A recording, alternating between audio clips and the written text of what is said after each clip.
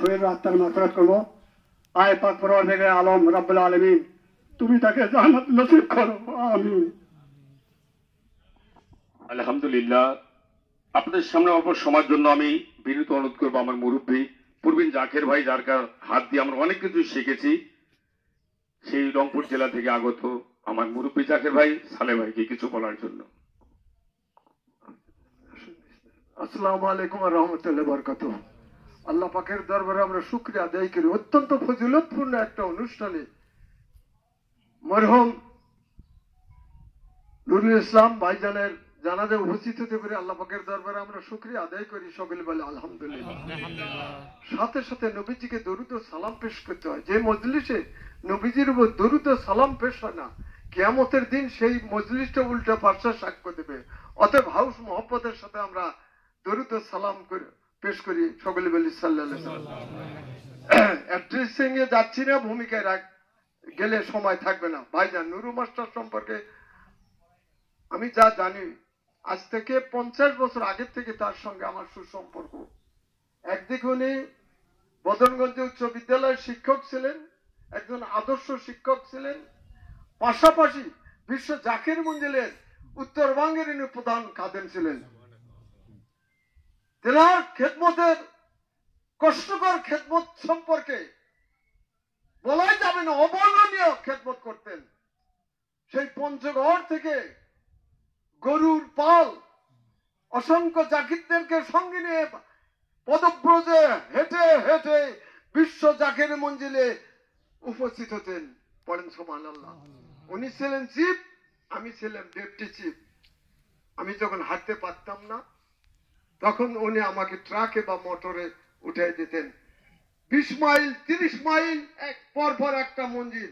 উনি চলতে চলতে ক্লান্ত হতেন না। এত বড় লৌহ মানব তিনি ছিলেন খেদমতের বিষয়ে। আর একটা কথা বলি, বাঁশের খেদমত। এই নুরু মাস্টার, আমি সালেক, তসলিম ভাই, আকবর ভাই, চারজনে এই সমস্ত খেদমত আমরা আঞ্জাম দিতাম বিশ্ব জাকির মধ্যে, বাঁশের খেদমত সহ সবকিছু। এনার এত ত্যাগ, এত পরিশ্রম, এটা অবর্ণনীয়। তো পীরকে খুশি রাজি করার জন্য যা করার উনি করে গেছেন।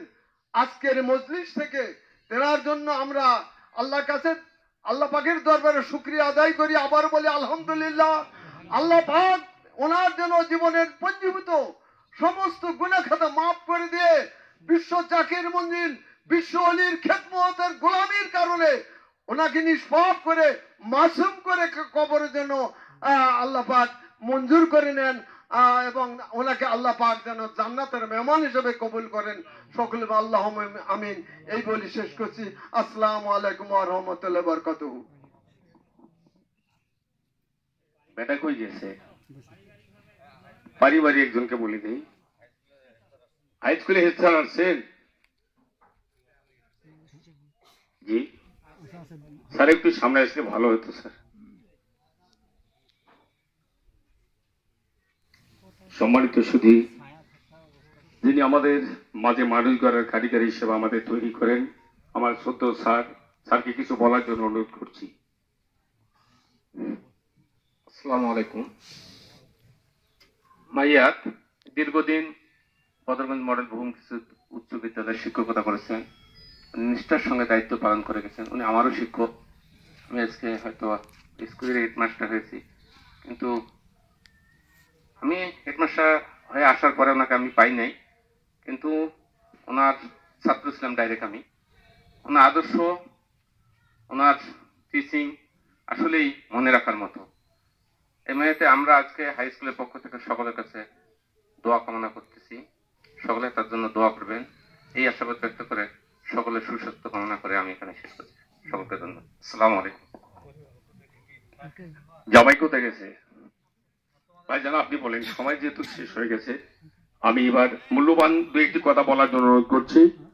মরহুমের আদরের ভাই, যার কথা বর্ণনা করে শেষ করা যায় না। বাবা তুমি বলবেন, একজন বলো, কিছু বলো তার আগে। আসসালামু আলাইকুম।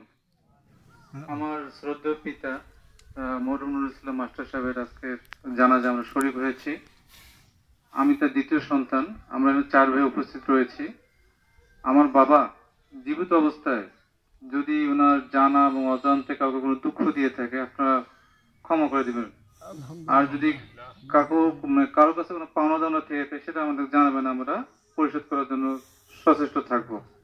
আর সর্বশেষ বাবার জন্য দোয়া করবেন, আল্লাহ যেন তাকে জান্নাত নসিব করে। আমিন।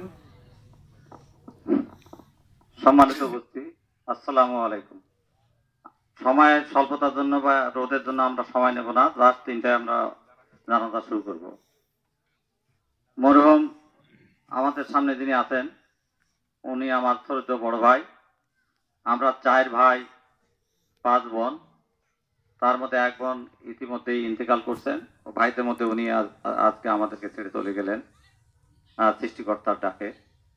এখানে আমার ভাইয়ের অনেক আত্মীয় স্বজন আছেন, ছাত্র আছেন এবং অনেক বিশ্ব জাকের মধ্যে উনি দীর্ঘদিন খেদমত করছেন শুনলেন। অনেক জাকের ভাই আছেন। চলার পথে হয়তো আমার ভাই কোনোভাবেই মানুষ মাত্রই ভুল হয়ে থাকে। আপনাদের কাছে হয়তো উচ্চবাচ্য কথা বলে থাকলে তা আপনারা নিজ গুণে তাকে ক্ষমা করে দেবেন। আমার ভাইটা বললেন যদি ভাইয়ের কাছে যদি আপনারা কোনো লেনদেন থাকে হয়তো এখানে বলতে না পারলে আমাদের সঙ্গে যোগাযোগ করবেন, আমরা দেওয়ার জন্য সদা সচেষ্ট থাকবো। আর দীর্ঘদিন যেহেতু উনি বিছানায় ছিলেন, প্রায় 10 বছরের মতো অসুস্থ, 14 বছরের মতো, সেই দৃষ্টিকোণ থেকে মনে হয় উনি তো আর সমাজের সাথে কোনো জায়গায় তেমন উঠা বসা তার ছিল না। তার এখানে সময় নেব না। আমার ভাই, আমি তার বয়সে ধরতে গেলে 25 থেকে 30 বছরের ছোট, ওনার বয়স এখন 80 কোটায়। সেই দৃষ্টিকোণ থেকে আমি তার ছেলে সমতুল্যের মতো। সেই দৃষ্টিকোণ থেকে উনি আমাকে ছেলে সন্তানের মধ্যেই দেখতেন। আমি আমার ভাইয়ের পক্ষ থেকে আপনাদের দোয়া চাচ্ছি, তাকে ক্ষমা করে দিবেন এবং তিনি যেন বেহেশত তার নসিব হয়, এটা সবাই কামনা করবেন।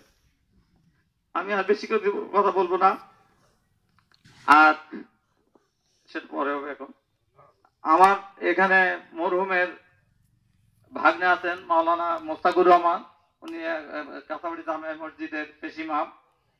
আমার ওই ভাগ্নেই তার মামার জানাজা পড়াবেন। আমরা তার পিছনে একসাথে করবো ইনশাল্লাহ। মাওলানা সাহেবকে কিছু বলার জন্য অনুরোধ করছি।